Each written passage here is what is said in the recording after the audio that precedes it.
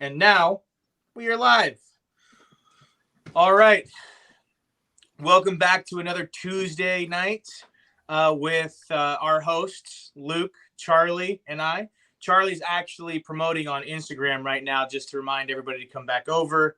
If you guys didn't know, we did move from Instagram over to YouTube.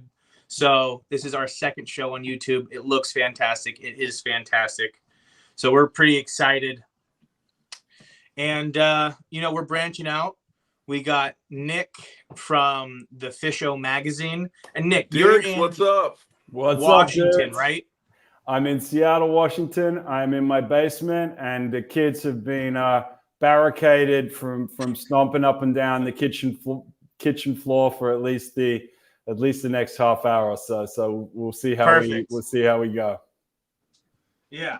So I don't know how long Charlie's going to be. We already have George in the comments. Thank you, George, for hopping over. We're going to give it another 5 minutes. He should. Oh, there he is. Izzy, what's up? Back in.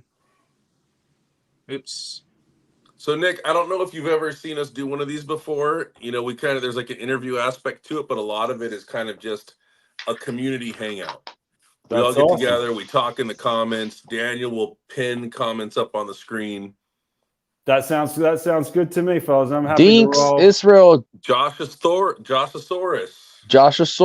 He was just over there with me on Instagram. Nice. So good to see you, brother. Dinks.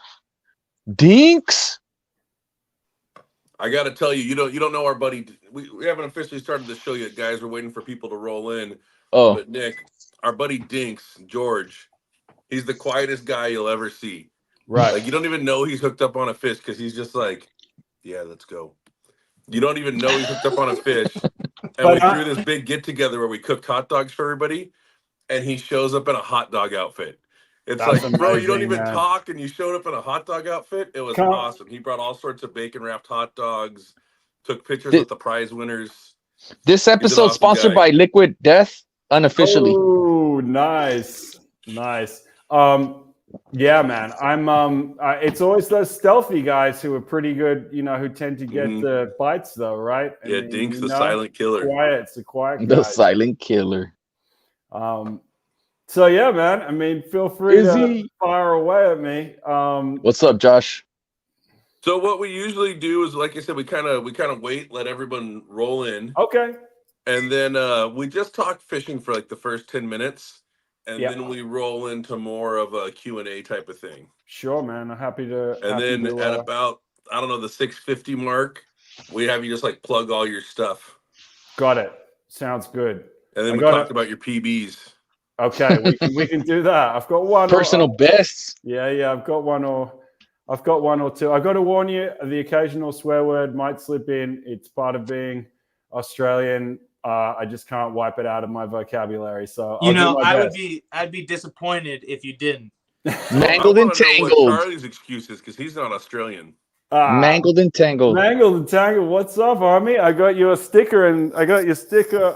Where is it, man? It's not within arm's length, and I'd pop these headphones if I got it. But I'm glad you joined, homie. Yeah, he was over there on Instagram. Had to pull him over here. That's nice. But yeah, man, stoked to have you on, Nick. And it's gonna be a fun one for sure. We got Daniel over there pouring baits. What you working on, Daniel? So for a while now, I've been working to restock performance tackle. So I poured up a bunch of. There's the camera, and let's see, can we get a better light? No, there we go. So I poured up company colors. We got that white chartreuse and a slightly clear belly, which is more of your shad coloring. A lot of fun, works great in freshwater and salt. So I'm working on just getting a restock into performance tackle, new colors, new stock. Excited about that. So I have like 36 of those. I have another couple to make, and then 7 more colors. So staying busy, pretty excited about it. Daniel, I think I want you to send me one. You were asking about if you could ship me any of those. Those lime green ones look real nice. Mighty sexy. Yeah. Yeah, They look Is that big. the one with the Alright. white back, or is that the So- one with the clear stomach? Well, clear stomach, white back. Let's see. I don't have any better lighting in here unless I move a full lamp, and I don't really want to do that right now. So it's a white back with a clear belly, and there's a chartreuse line, a pretty hard chartreuse, so it kind of really pops against the white. Dog Just Stalker your average Tocayo, what's dude going says on? Just your average dude says he can't wait to get his baits in the mail. Is he the one that put in that huge order? Who? Just your average dude? Yeah. I don't know. I feel like everybody's name So changes guys, from just keep in Instagram mind, to YouTube. just keep in mind, if you guys comment on the YouTube, we won't know because you have a different name probably from Instagram. So So share your name change on the change your chat. name so that we can tell who the hell you are. to start, I want to say thank you a lot to everybody that has placed an order or that has been interested in baits in general. If you guys are interested, let me know. I'm currently restocking performance tackle, so it's going to be about like a 1 to 2 week turnaround while I do that, and then come back in to kind of do more online orders. But I'm pretty excited about it. It's been a full month of just January, first month out of the year, just running, and so I'm really excited about that. It makes me excited to see what the whole year holds. So do you ever come down to LA, Nick?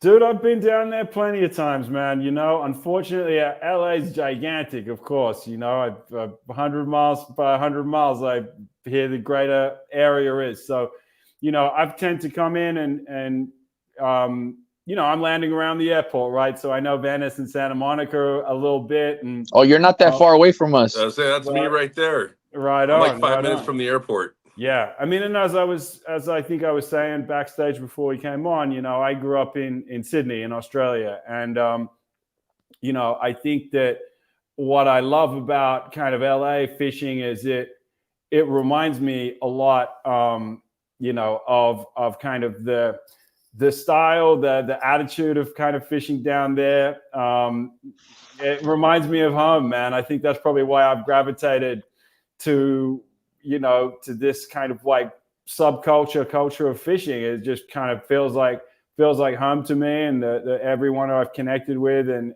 kind of met is just, they're curious, man. They want to share their stories, and I've been, super grateful. The Fisho is very, very heavy LA stacked, and and that's just because that's where the good energy's coming from, man, and the good stories, and and a kind of fishing that I that I see, and I kind of like understand it instinctively, because it's very similar to a lot of the fishing that I would do in and around Sydney. Now that you brought that up real quick, go for it, Luke. Sorry. There's definitely more of a rock and roll vibe to it out here. Like, definitely more of like a give those guys a Mountain Dew. So I was just going to say something about that, because so we were talking about Luke went to Florida maybe like what, last About year? a year ago.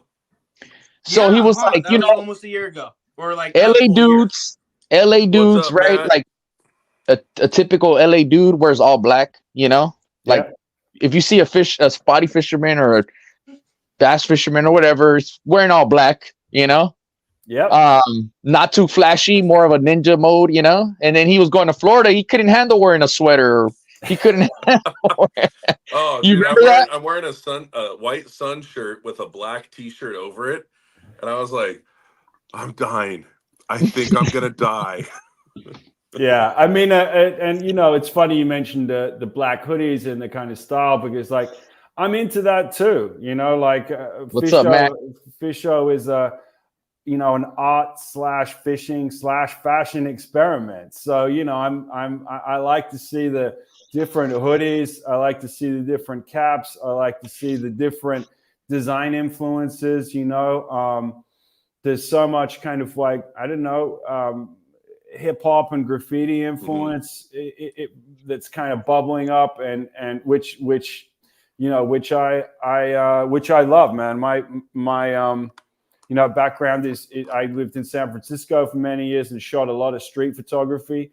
So, graffiti and the kind of, those urban influences are kind of like in the DNA of kind of Fisho. So. Well, it's funny because it's funny that you mentioned the fashion, because the other day, about a week ago, me and Charlie were just kind of like jamming around the harbor, kind of just, just running at a nice pace. And we both had our AFCO Reaper jackets on, and they got kind of high collars. And I looked over, he was standing next to me, I looked over at him and go, hey, there's some pretty cool jackets. Yeah, and you see different flavors of it too. I mean, I was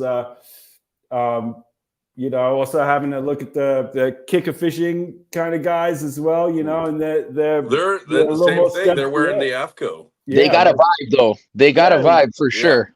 Yeah, a little more color in there, So it's me and Charlie went down to their movie premiere. Oh, that's amazing, man. And I'm piecing together the puzzle of who everyone is and how everyone's kind of connected but I'm just having a ton of fun with it, man. Honestly, Nick SoCal, what's up, Nick? What's up? So SoCal Fishing Squad in the house. As people are rolling in, I just kind of wanted to say a few things real quick. A lot of our views on this aren't necessarily during the live. They're the people that come and watch it the next day on YouTube. And we're probably going to have less people here than normal because Phoenix is going live right now as we speak. On Facebook, I don't know who even has Facebook anymore, but that's where Phoenix is going live. But if any of you guys want to support us, like non-financially support us, any of our videos, just like and comment. The more comments, the more YouTube pushes our stuff. And that's the way you can support us without spending any money. We're gonna go back to it now, though. Thank you. And with that being said, happy anniversary, guys. Yeah, 1 year for us. 1 year. 1 year for us. And then, hey, Nick, you got to drop it. We were talking on the car on the way over here. Well, I was talking to you on the car on the way over here, and this is episode 27, right? Yeah. That we've aired. Why don't you tell everybody the story? Oh, the story, man. I choose to take a huge positive spin on it because 27 is the age. Janis Joplin, Jimi Hendrix, Jimmy Morrison from fucking hell. I'm frozen up and sweat at the same time. Gary Reyes, what's up? What's up, Reyes? Anyway, they all departed from their musical pinnacle at age 27 and went on to immortality. So, here's a pretty cool number. Here's to immortality, fellas. Thank you.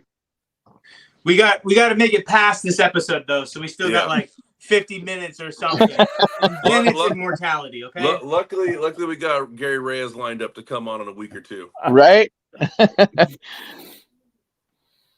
So let's jump into, you were tell us about what Fisho means. Oh, man, it's funny. Like a Fisho in Australia, Australians love to chop words in half and they'll put an O at the end of just about anything. But a Fisho is, anyone who's passionate about fishing. It's probably more of a kind of working class. It's a blue collar kind of, slang for a tradie, we call them, a tradesperson, someone who works in construction or on the docks or something like that, and just loves fishing, man. Just loves everything about it.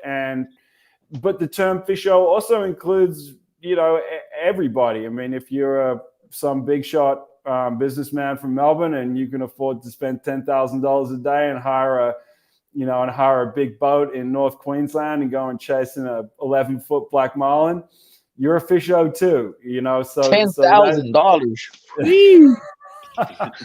You got to go a long way. You got to go a long way. There's different levels of Fisho. Yeah, there's different levels of Fisho. That's it. But I just chose the name because I'm kind of thinking myself as a Fisho, and I'm interested in the whole spectrum. I'm interested in those tradies who are fishing on the docks, in Sydney and in LA and here in Seattle and in Mexico and everywhere, all the way up to the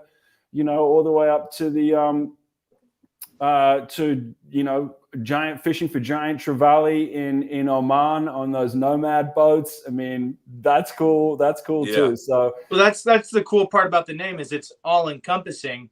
What we say a lot is bluegill to bluefin, which is some of the smallest fish to some of the largest fish that we're gonna at least see on our coast. That's kind of what Fisho is. It's just everyone and anyone, and that's the cool part about it. Yeah, thanks, fellas. Yeah, and you know what? I think you can see that. That's kind of reflected in the 5-month-old experiment that is Fisho Magazine. Both in the kind of print issue, but honestly more probably on Instagram, where I'm able to kind of get stories out quick and fast and not overthink them. You can tend to overthink stuff, so it's just nice to be able to just find something that catches my eye and write a story up about it and throw it up there. Thank you, Danny. I was going to ask you to do that. So we got a question for you. Matt's asking the question I had for you. Firstly, my mind is just blown to smithereens by the fact that anyone knows what a Murray cod is. They did a cast and crank episode on it.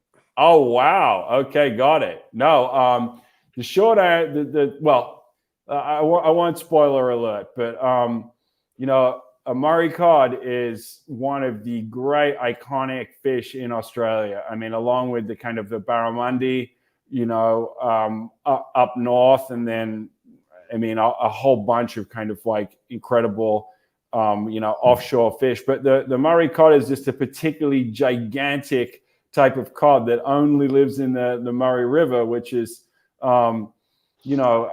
an ecological concern, let's say, because we get a lot of drought in Australia, and a lot of our river systems are kind of affected by mining and heavy industry. And the poor Murray River has been a real victim of that. I mean, I think 50, 60 years ago, you could catch, 100-pound kind of Murray cod monsters there.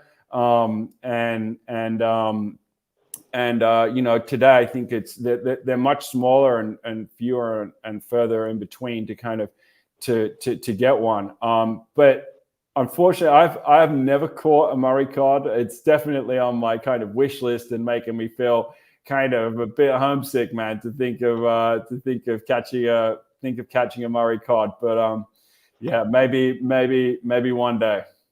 I didn't realize they were just on one river system. That's pretty cool. Yeah, I mean, they may be on some, offshoots of the kind of Murray River. Yeah, but more or less, it's a central area. It's a super rare fish, and I think that's what makes it so kind of iconic and so beloved, and also just has a reputation for being just a kind of quiet savage. I mean, I've heard people say they they'll eat birds, they'll eat possums that fall in the water. They're just, these things are just voracious. Yeah, I know guys are catching them on big swim baits now. Yeah, I would.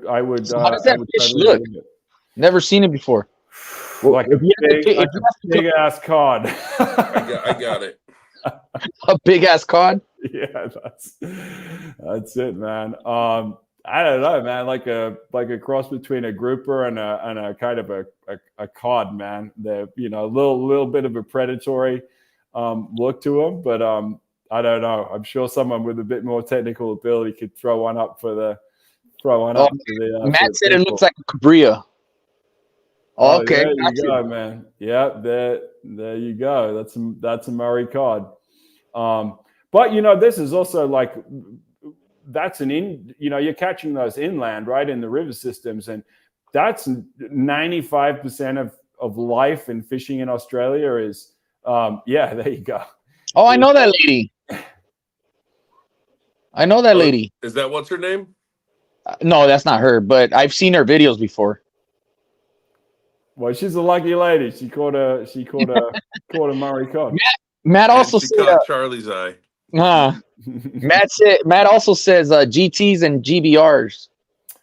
Yeah, I've caught a few little juvenile kind of GTs in and around the Gold Coast breakwater, and the Gold Coast for relative to kind of Sydney is probably about 600 500 miles north. That's actually, I've lived up there too, and I was real young, and it's it's subtropical up there, really. So you're getting yeah, man, it's kind of mangrove. It varies from kind of every type of saltwater fishing you can imagine, including mangrove fishing, which is super fun. Probably using a lot of the same gear you guys would use to fish for bass, to kind of catch flathead and mangrove jack and our kind of like species. Catch our species like that. But so yes, I've caught a few juvenile GTs, but on live, almost always on kind of live yakkers, we call them. Yeah, a yakker is a slang for a yellowtail, like a little tiny, a yellowtail, kind of maybe yay long. And these things are very common live bait all up and down, all around the coast, and you can catch, just about anything, or just about any big pelagic fish will have a go at one. So yeah, caught a juvenile GT, but not a big guy. They can get to, I'm sure you guys are familiar with how big GTs can get, but in Oman, I've those nomad guys on those nomad charters are catching them up to, like 50 kegs, like 100-pound GTs. So haven't come close to that. Were you running around in a tinny out there? Yeah, I mean, when I could get on one, honestly, I was mostly confined to, jetties, we call them, your docks, your kind of your piers, and a lot of I did a lot of rock fishing too, a lot of fishing from the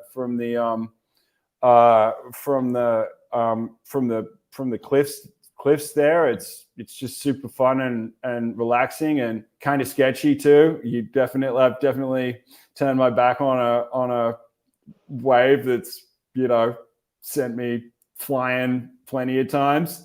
So yeah, rock I've fishing. had that experience. Yeah, so rock fishing, yeah, out on a tinny for sure, and out on kayaks too. I mean, I have to confess, I've seen the types of kayaks you guys, get about in, and back when I was in Sydney, I was fishing off anything that would float, man. I'd get surfboard, I'd fish off a longboard, I'd fish off just a surf ski, we call them, just to kind of like you just kind of paddle it out, and I'd fish off whatever, man.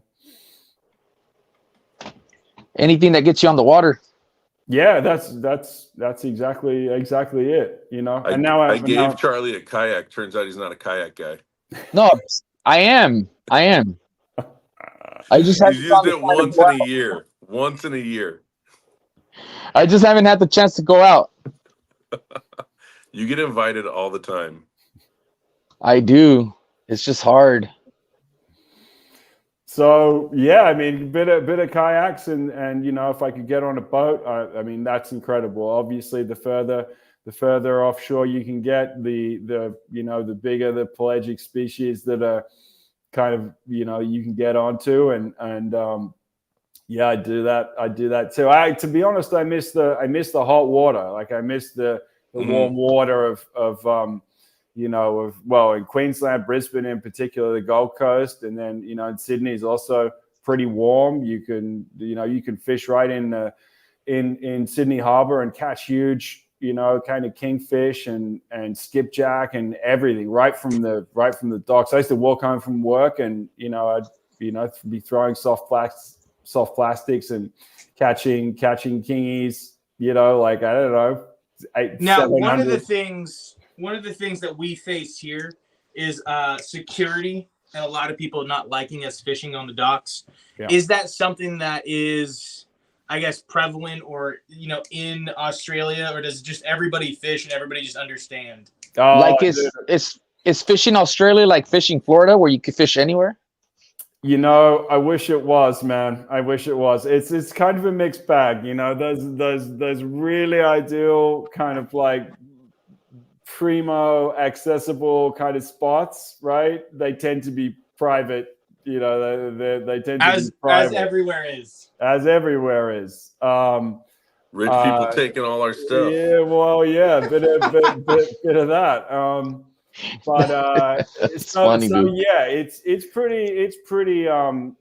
You know, I'd say it's pretty regulated. It's pretty regulated, but that's why I saw the shore bombers, one of the another SoCal kind of crew. I mean, I saw their videos that had me laughing, man. It's funny because I'll read the comments and it's like, oh, so you guys think it's cool to fish where you're not allowed, and it's like, shut up, you narc. Like, who are? I wasn't expecting that, Luke. I really wasn't expecting that. So, these guys are breaking the no fishing rule. Come on. So me and Luke, we went to a convention last year, and we talked to a couple, like, you know, what is it, warden for Fish and Game, and we talked to the sheriffs, and no one can give us clear answers. So this particular place I'm talking about, that we're has not gonna name. It has no fishing signs, but it doesn't have a code, right? Municipal code. So no municipal code, no statute on it, you know? So is it just because you want to put it up and, you know, you just want to not let us fish I'd here? go to Home Depot and buy a no fishing sign.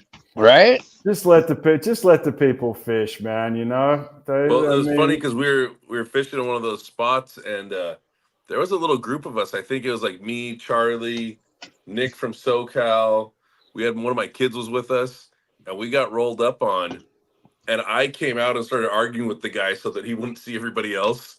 And I was like, I'm leaving. I'm fine. I'm leaving. And so I left and he left, and everyone got to keep fishing. So funny story about that. So Luke's son had an orange warbait. Was it a warbait sweater? No, it was just an orange sweater. It was an orange sweater. He's like, Dad, I can't be wearing these sweaters if we're going to be talking like that. Yeah, you need to get me a black sweater if you're going to be arguing with guys.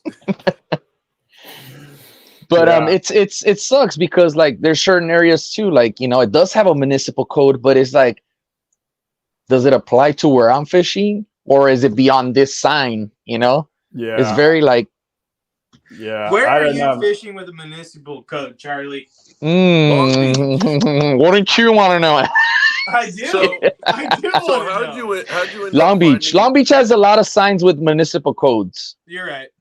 So how'd you end up finding the SoCal scene? Because I know that I've seen like Kicker on your page, and I've seen Cast and Crank, and I've seen Stay Bent. How'd you end up kind of finding out about us? Man, you know what?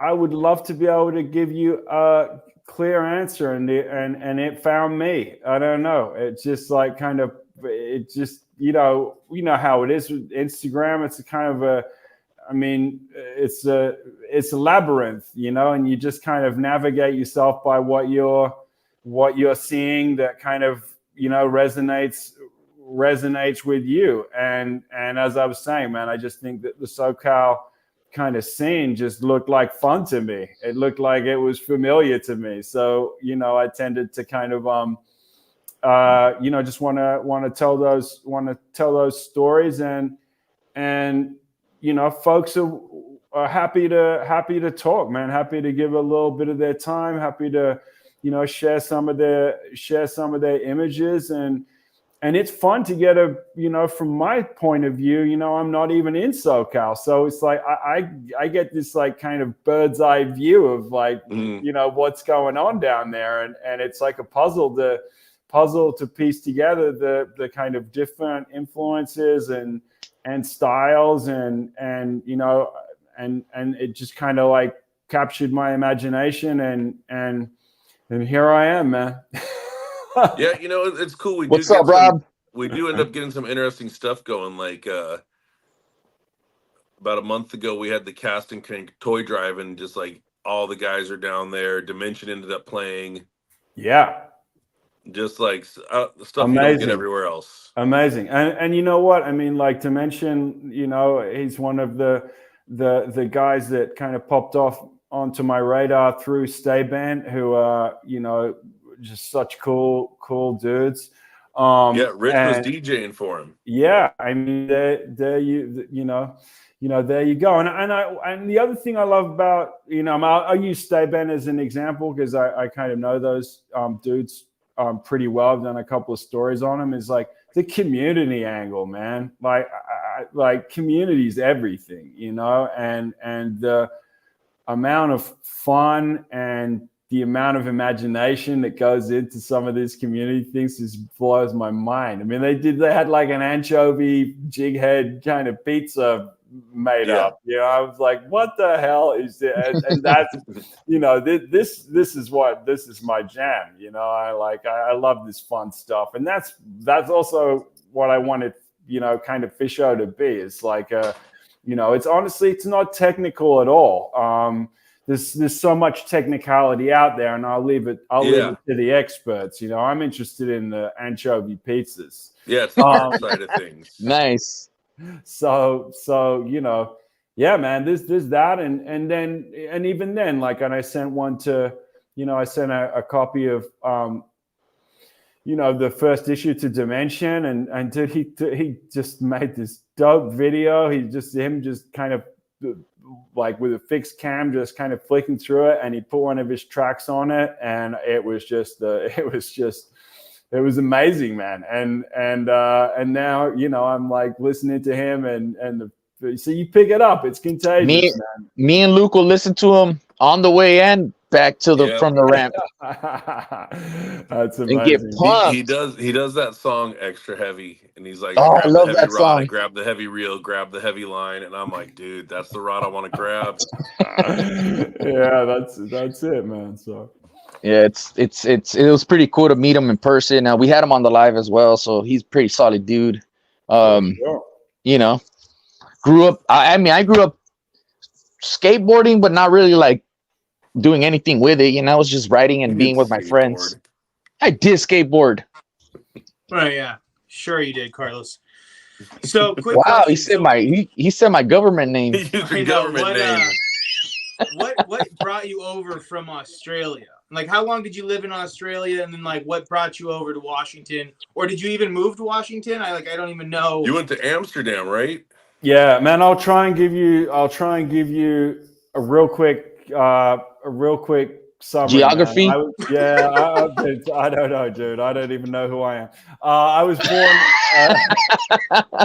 I was actually born in Singapore, in Asia, and I went to school in England, in Manchester.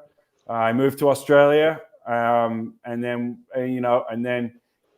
when you move to another country, when you move from England to Australia, you drop that accent in about one day. I remember I sounded like this after 24 hours, because when you're 13 years old, man, you know, those Aussie kids can be rough on a little, you know, on a funny accent.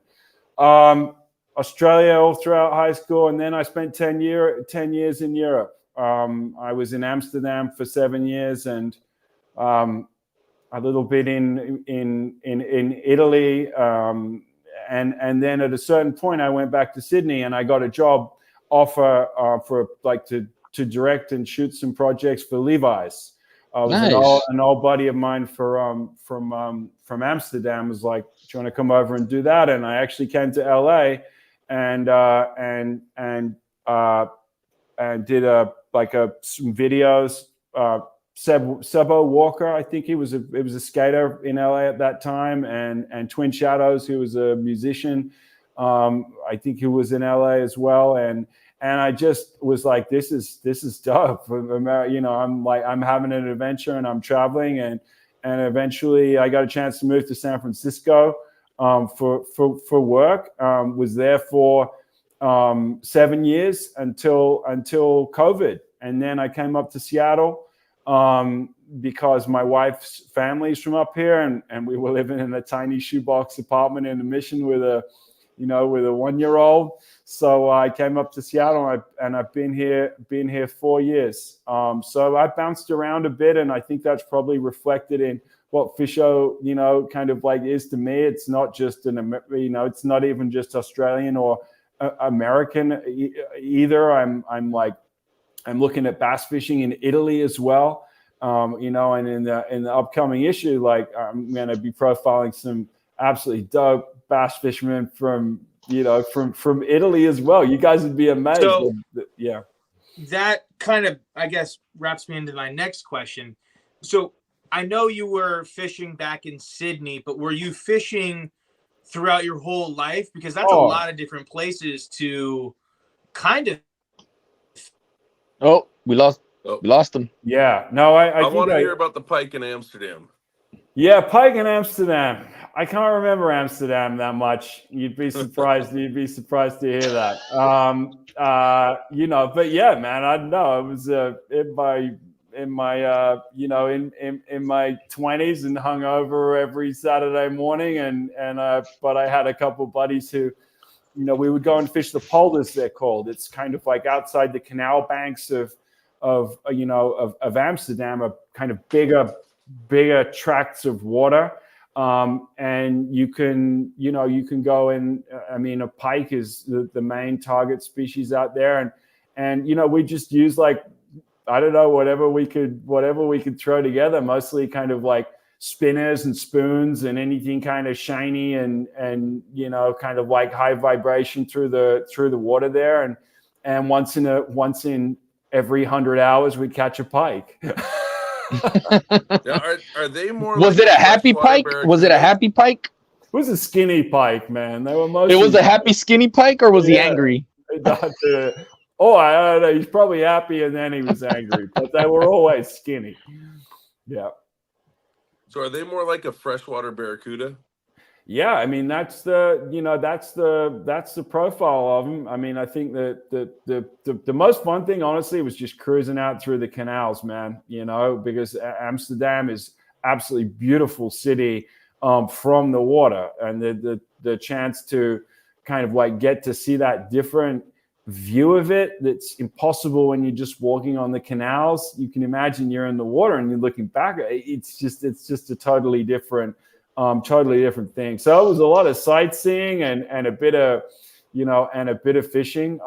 But to answer your question, like, have I fished everywhere I've gone? Like, absolutely. In San Francisco, I used to I would shoot a lot of street photography. So I'd be walking miles, up and down, Folsom Street or whatever, and I would have my camera on one side, and then I'd have a backpack, and I'd have a rod and a reel, and I would walk down to the Embarcadero there and just, fish for rockfish or a little halibut or whatever I could get. I mean, real lo-fi kind of fishing, man. This is just for the thrill of it, just to get out of the Mission where I used to live. I mean, it's a great neighborhood, man, amazing, but it's intense. The energy level there was cranking all the time. So to get out onto the water and it was super, super fun. And yeah, and I fish up here in Seattle a lot as well. I mean, a lot as the weather allows. Yeah, exactly what I was going to say. And the regulations. Let's not go there again. But is it really tough to fish? Man, you know what? I'll be totally honest. Coming from the Australian kind of equivalent of Florida, the much colder water up here and the much less biodiversity that they have up here is like, it's cool. And I love fishing up here, but it's not as action packed as it is, if you were fishing in Sydney or Florida or probably down there in LA or Catalina or wherever. I mean, we have, from March, through till, September, we have different, the salmon runs. We've got Chinook salmon and coho here. And we go out, with downriggers and big gnarly kind of, like 15 pound kind of like, cannonballs, cannonballs, man, and drop them 130 feet down. And, it's very technical, kind of fishing. I'm pretty lucky. I've got some friends up here who have access to, you know, have the boats, and they've got the patience and the knowledge to go out there and get them. But you know, fishing from downrigger with a 15-pound weight on it, I mean, you don't get a strike. Like you know, I miss the impact. So it's fun, and yeah, I mean, I'm happy to talk more about, you know, fishing in my area, if that's what, if Daniel, can you post that comment up again? I can't hear you. I think I saw it. So do you prefer film or digital? Film or digital? You know what? I shoot both, man. I've got a bunch of like gnarly old Polaroids here that I carry around and will use as well. You know, and I consider that like a third medium, like film, digital, and then Polaroid. Man, you know what? I'm not specific about it. Honestly, I know a lot of people are really puritanical about like film is not dead, or, you know, analog lives and fucking digital this, and I use whatever, man. It's just a tool to me to catch an image, and sometimes you don't have time to mess around. I mean, as I said, like I'm, you know, coming from street photography background. You know, there are two styles of street photography, right? There's like, fuck you, I'm gonna just take a photo. The walk by, right? The walk by, like snap. You take a photo and you're looking for that moment where, you know, if you're in San Francisco, you're on Fifth Street in summer, you get crazy things happening on camera. You might get like a police car screeches to avoid a dog, and in the background there's like a shopping trolley on fire, and you're aiming to get all that kind of. You kind of described downtown LA to me real quick. You got it. Not dissimilar. So, you know, in that moment. Well, let me take that back. Some parts of downtown, because we have gotten gentrified hardcore. Yeah. So some parts of downtown, not everywhere. Yeah. But, specifically, yeah. Yeah, no, I see it, and it's the same one where in the Mission where I used to live too. But you know, sorry, to get back to the question, you know, my style of photography was always very kind of permission based, man. The types of portraits that I wanted from people required, you know, kind of like honesty, man. You know, that was the way I would do it. Hey, I would love to take a photo of you. Are you cool with that? And yes. And then I have a moment, a few seconds to, you know, kind of compose a shot. And when you're doing street photography, a lot of the subjects I used to shoot, you know, these are people who are living on the street as well, you know, or dealing on the street, or just in street, you know, just engaged in street life. If you pull out a big 5D Mark III camera, they get, you know, they'll no way. They don't want to be a subject of that. So get that out of here. Yeah, get that out of here. But you know what? If you just got an iPhone and it's just super casual, it's going to take a couple of seconds. Bang, you know, you got it, and that's kind of that's enough. So the answer is I shoot with whatever tool I've got that meets the moment. You know, I know a journalist that has gone, you know, close to around the world. And it's really funny that you say, you know, you'll shoot with whatever that you can kind of get away with. I mean, I've been in the middle of in a car with him, and he goes, don't move, because he's got his camera like right here in between like the hoodie and your cap kind of thing. He's like, yeah, I'm just getting a couple pictures. Don't do anything. Yeah. So, I mean,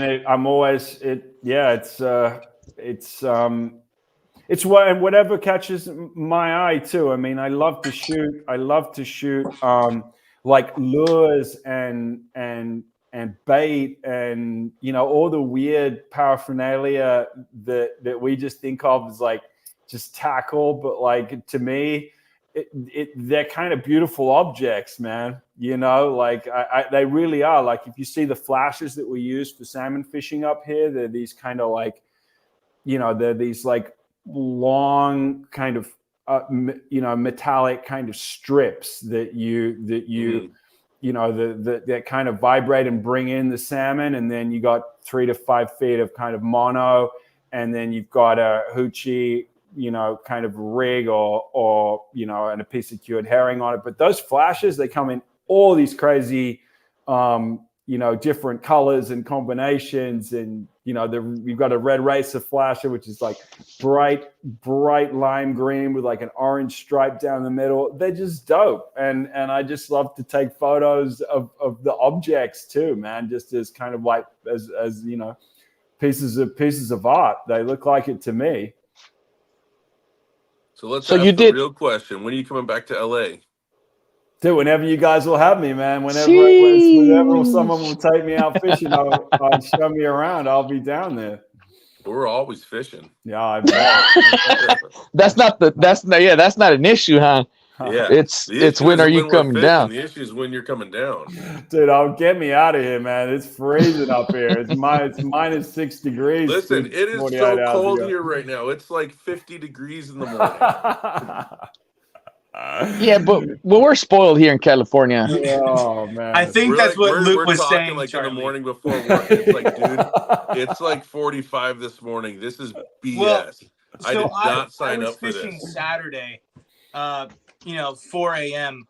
and I've never had my hands swell up from the cold before, and I've fished in like 18-degree weather. I was fishing with Ty from Tackle Supply, and like after like 2.5 hours, I looked down and my hands were all like splotchy red and just swollen from the cold. Yeah. So it's still pretty cold down here. Dude, the only way to live up here and deal with the cold is to kind of embrace it, man. I'm not gonna lie, man. I every week for the winter I do something slightly sadistic, and I go for a swim. I go for a swim in the Puget Sound here, just enough to get slightly sadistic, freezing cold. But then you know, I always have to make sure that I'm within. I got a buddy of mine who's got a sauna, so I make sure I only have about 10 minutes. I never had any real hard drugs before, but I tell you what, man, if you go from the Puget Sound into a sauna, then you get a real dump of endorphin something. Endorphins? Oh, really? Yeah, man. It's like, I don't know. It's like, it's the highest high that I've ever had. So, you know, whatever. You find a way to kind of make turn the weather into something good. You know? Well, you know, it's funny because I grew up in Palmdale, and you're not from out here, so you don't know where that is, but it's basically, you know, an hour outside of LA. It's up in altitude, and it's a desert in altitude, so a desert where you get snow. Yeah. So like growing up, you'd be like scraping frost off your window up, because I lived kind of in the foothills, and it's like I went from that to coming out here where it was like I don't even own a jacket anymore because you never need more than a sweater, and now here I am 20 years later used to it, and it's like wearing 2 jackets in the morning on my way to work. Yeah, no, I hear, but you know, it's also coming back to, you know, Seattle fishing is like the other side of Seattle fishing that I've only really recently started to get into is fly fishing. And of course, you know, this is like just a universe, you know, unto its own I've been it's really like technical. It's really technical. It's really frustrating because it's really hard. Like, man, I don't know. It must be. I think they say somewhere you got to put in 10,000 hours to become an expert at, you know, at any particular thing. But that's definitely got to be true for fly fishing. But there's amazing fly fishing around here, and you know, it's a chance to get out the city and within 1 hour. Up there? Oh yeah, man. They got trout up there, and you know, and I go and catch you know, I try to catch skinny, you know, rainbow trout on the kind of Snoqualmie River up here as well. And so you're talking down at Daniel's alley. I see him over there. I'm not gonna lie. I knew Daniel had done a bit of had done some fly fishing. A bit is an understatement. He grew up trout fishing. I've done a little bit of fly fishing, but I grew up fishing, the high Sierras, the Rocky Mountains, for trout, and that's what blossomed into what is now everything in my life, pretty much. Right. So I have a very fond spot for trout, the mountains, and hey, we have big trout, but we also have those long, skinny ones too. Gary Reyes said Calico on the Fly. Gary, I got it in the works for this year. I've got the rod, I've got the reel. We're doing Calico on the Fly this year. Jeez. Yeah, I did my first fly fishing trip about a month ago, and I got home and I was like, I'm catching a calico on one of these damn things. The question is, Gary, have you fished for Calico on the Fly? But yeah, so what about those the flies? Do you tie those or buy those or just photograph them? Oh, I mean, you know what? I got given them, man. I got given them, and actually, that little series of kind of flies sitting on Post-it notes was part of like just a fun thing that I did. It was I didn't even know what they were. I had to put it out to the community and be like, can someone tell me what I've been given here, because I don't know. I don't know what they are. But no, man, I'm a very, very long way away from being able to kind of tie flies. I'm just trying to get a basic kind of casting action going, to be honest. But I went down to the Sacramento River probably about 3 months ago. That's where I went. I went 1 month ago. Yeah, and I was lucky enough to have a buddy who lives in San Francisco take me and show me around. And we went nymphing, with kind of bobbers and a nymph down there. We went down the a section of the Sacramento River, and we caught like 20 15-inch kind of like rainbows with a guide. I mean, thank God for guides, man. Yeah. We were using like the smallest hooks I've ever seen. Yeah. I was like, I can't even see the eye on the hook. How do you get the string through there? And he's like, I don't know. Yeah. I don't know. That's how you said? Yeah. He said, I don't know. He's like, you just gotta do it. I couldn't do it, man. I had to, because you're talking these tiny little kind of like moth looking caddis type things, and the eyelet is just like microscopic. Yeah. So What about the bigger ones? Because I know you had some bigger ones on the pictures that you send. Were those bigger or just more close up? No, they're bigger. I mean, Daniel can probably speak. He probably should. He's not. He's busy. He's working. But he can feel free to shake your head at any point and throw some actual fly knowledge, on this. Oh. I'll try. Yeah, this Daniel doesn't know about flies. They've got these woolly bugger type things. Yeah, I saw they look pretty big. Yeah, they are quite big, and this is what I was saying about this whole universe of universe of fly fishing. But also, I know most of the folks who've tuned in here from SoCal, they're probably like, what the are we talking about fly fishing for? Well, because SoCal has a lot of guys that go for trout. Right. Like I would say like half the people in the comments right now probably also go fish trout. Wow. Okay, this is cool because I didn't know that. Daniel does use power bait. Daniel used power bait for trout. We get big Daniel's trout. Like power bait. All of us. He's ignoring. Yeah. Put that post that comment up. Comment right here. Yeah.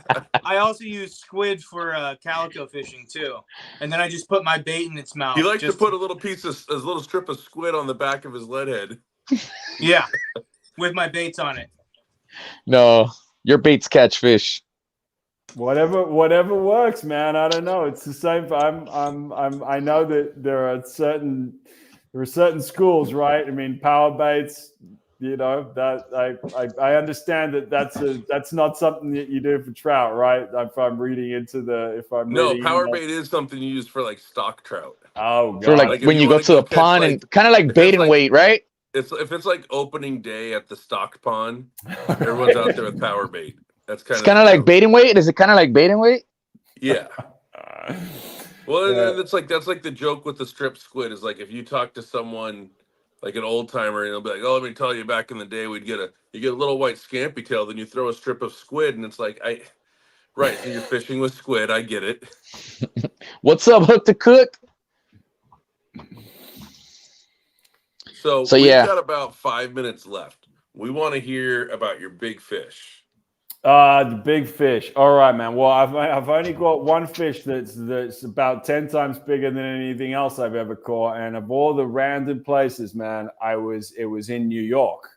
I was there with my, with a ex-girlfriend of mine on vacation, and enjoying the city in the middle of summer. I mean, hot as Hades there, like a jungle. And I was like, even for me, was like, I got to see some water, man. I got to have some fresh air. So I called a tackle shop, just totally random, And I said, I'm here from Australia. I'm dying to get out of the city. Any, tips where I can head to get some fresh air and hook some fish? And they said, with this captain of a boat just kind of walked in here, and I'll ask him. And I chatted with the dude, and it turned out the guy was a retired kind of Wall Street banker, and he said, you know what, I got a boat here. I'm gonna go scout tuna tomorrow. If you want to meet me at, I don't know what it was. It was like, if meet me at the Harlem Turnpike at 1:30 a.m. I will take you out, kind of tuna fishing. And I'm like, all right. So I'm heading 1 a.m. in the morning. It was Charlie would have said no. It was I probably would have. Maybe it might have been two. It might have been two at the latest, but it was it was ungodly. That doesn't make it much better. That really changes anything. 1 or 2 a.m. That's horrible. But when you're done, when you got that opportunity, you got to take it. So, I feel you, man. I feel you. I'll speed the story up. I promise. So anyway, we picked him up. We go down to the docks. He's got this thing that looks like it's Back to the Future. It's like a, it's like a inflatable bodied boat.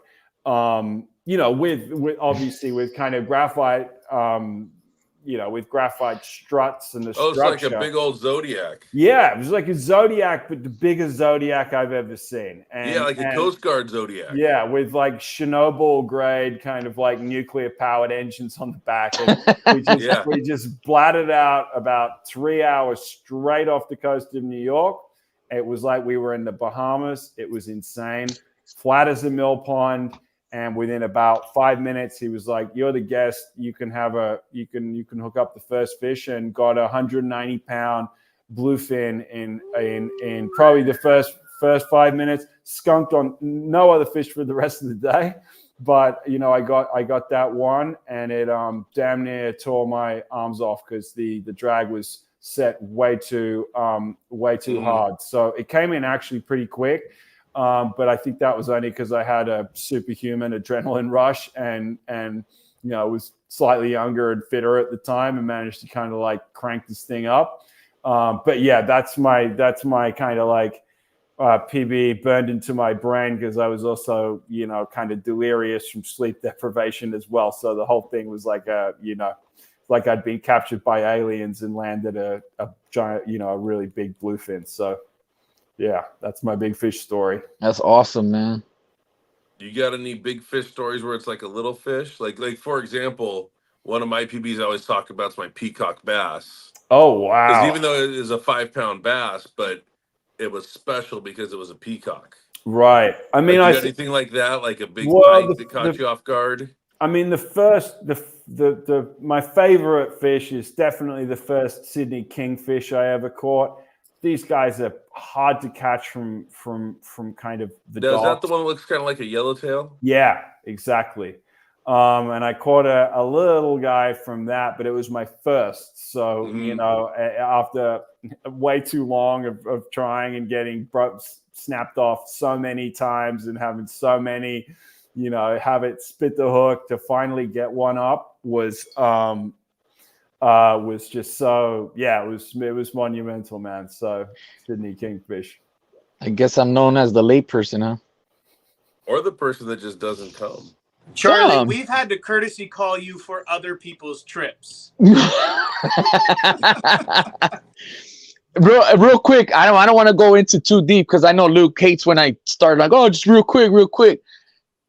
I want to know about that photo shoot you did in Vegas with the lures, because we kind of talked about it, but it wasn't like, we fully got into it.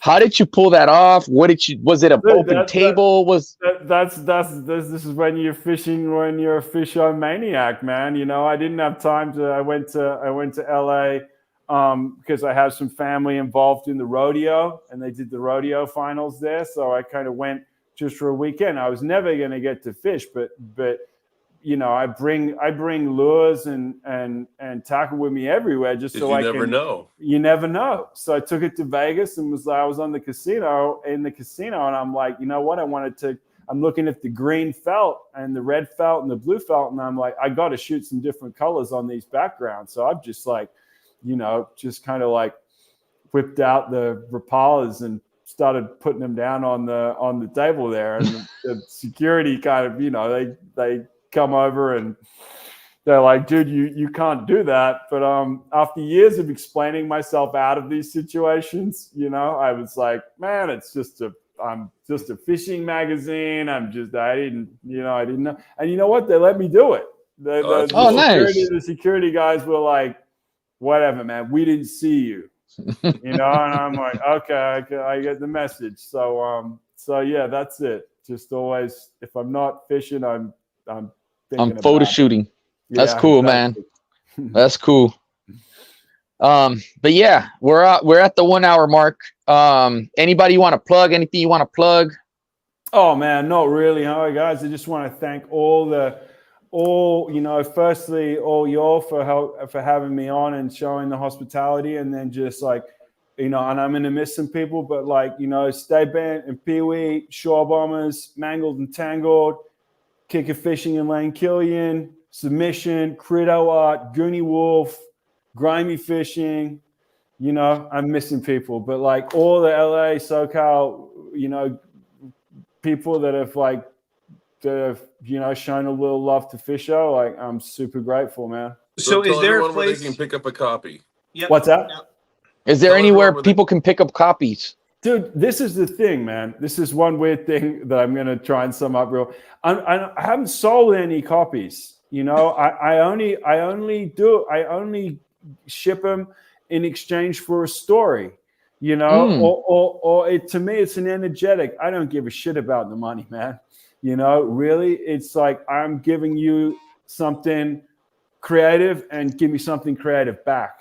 So, nice. If people want a copy, then ping me something, tell me a story, send me a pic. Like it's an exchange like that. And that's how I kind of intend to keep it. It's weird, but I like it. Okay. So on that note, how would you like people to contact you? Let's say somebody watches. Oh, just ping me a note on Instagram, man. You just go on Instagram and leave a voice message with a story. Yeah, you only have 1 minute on the voice message, so you might have to send 10 of them. I don't know. No, don't send voice messages. Yeah, write your story. Voice message. Yeah, write the story out. Write the story out. And write it short. Write it like a Dove headline, because that's how I keep myself under control, not to write too much. Yeah. But yeah, I mean, it's just a small publication, man. It's just me in my basement, and I walk and write a note, and I ship each one. So I probably can't get one to. I haven't missed a single person yet, but I don't know, man. Maybe I need to get someone to help me, So SoCal, Nick, SoCal. I'm sure the cops out here would carry him. SoCal Fishing Squad has a story for you, so he'll probably get in touch with you.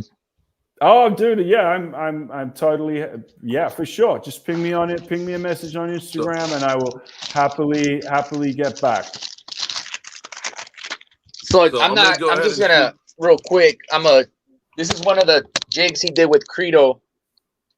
Oh, sick! It was like in a spotty color. Yeah, That's awesome, man. You know, I know that's the thing. I'll do a swap, man. It's just as simple as that. You know, like throw me something interesting that I can shoot, and I'll wow, that looks amazing, and I'll send a copy. You know, I got to print more. I only got a handful left, but I've got another print run, you know, that I'm planning, and a new issue as well coming out soon, and it's going to have some SoCal, you know, stuff in it. It's going to have Italy. It's going to have people from Japan. It's going to have, you know, I'm going global with the next issue of it. So sweet. Well, if you ever want to come on to plug another issue that's coming out, just let us know. Simple as that. I would love that, and it's been a pleasure. I hope I didn't bore the bat shit out of everyone. Not at all, man. Time flew, man. I wish we had more time. The lovely part about wishing we had more time means we can have you on again. I would love to nitpick just about every place that you've been, because that sounds like so much fun. I didn't realize beforehand just the amount of different places that you've been to and just traveled to and just, I don't know, visited. But it seems like you've spent some time in just about every place figuring out something that you've liked to do. Because even in New York, you're like, man, I gotta get out of here. And you found yourself on a tuna boat, like and caught 190-pound tuna. Yeah, and that's not something that a lot of people are just like, man, I gotta find myself on a random guy's boat. So those stories right there alone, it's like, man, I want to hear the hour-long story of that. Dude, okay, next time I'll tell you how I almost got kidnapped in Indonesia trying to catch tropical fish. And it's like that. You wanted to pass that up? But yeah, that will be the next. So cool, man. Time you come on, that's going to be the headline for it. How I got. Luke's trying to go to the Amazon, so it's maybe you have some tips for him. That's his bucket list. Don't get kidnapped. That's your tip. Yeah. I'm too big to get kidnapped. Carry me. He's probably gonna be a god over there. No, because you know he's big, but Nick. I'm just saying, not big because you're big, dude. Whatever, man. That came out wrong. Anyways, cheers, Nick. Thank you very much for joining us, brother. It was good. Yeah. It was a pleasure having you on. You know, we're always super appreciative to the guests that we do have. It's always fun for us. I mean, as much fishing that we do in the local area and the community and all that stuff, we love hearing stuff around the world. One of my favorite things is actually watching all the, you know, Australian and New Zealand guys fish. Like that's mainly my feed on YouTube. Is just them going to island, just it's all giant trevally. Yeah, it's all Western Australia, man. That's where most of that stuff is. That is a bucket list of mine. So when you were like, yeah, you know, I fished in Sydney and all that stuff, I'm like, okay, well here we go. I want to know about all the islands, where to go, where to land. Oh, Daniel's gonna be in El Salvador next month, right? Yeah, I am. I'm actually going to El Salvador. We're visiting a friend down there. So I'm pouring up as much stuff as I can possibly take to try and catch a rooster fish. Oh, nice. I've been in arm's distance of a rooster fish in the surf, but I've never caught one before. Dude, and I mean, I've had some swirl on fish that are just like 80-pound rooster fish. I mean, I've seen them. I've been close to them. I just have yet to hook into one. Dude, so with that being said, rooster fishing. Charlie, take us out. Take us out, Charlie. Nick, thank you very much. We appreciate you being on. We can't wait to have you back on, man. Pick your brain a little more. But what fuels this all, man, is our love for fishing. So thank you again, guys. See you guys on the next one. Peace. All right, take it easy, everybody. See you later. Man, you got balloons.